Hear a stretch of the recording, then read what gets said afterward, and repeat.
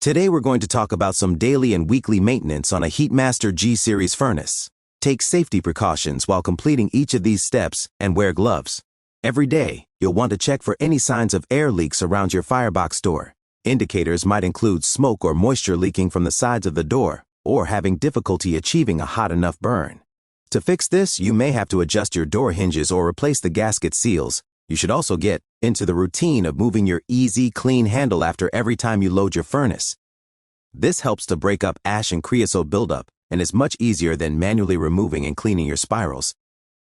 Simply move the handle back and forth 5 times or until you feel less resistance.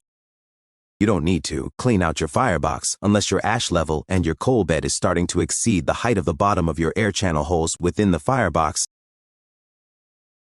About once a week, clean out any ash or buildup in your lower combustion chamber. This is very important to ensure that your airways stay open and that they don't get plugged with ash.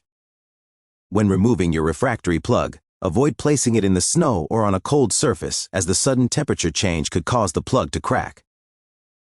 Make sure to reach all the way to the back of the chamber to fully clear out the ash. Pay attention to the color of your refractory brick. The lighter the color, the cleaner and better burn.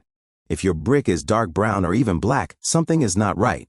Reconsider the moisture levels or quality of the fuel you're using, inspect your chimney for blockages, and keep up with your daily and weekly maintenance to clear the paths of the air channels.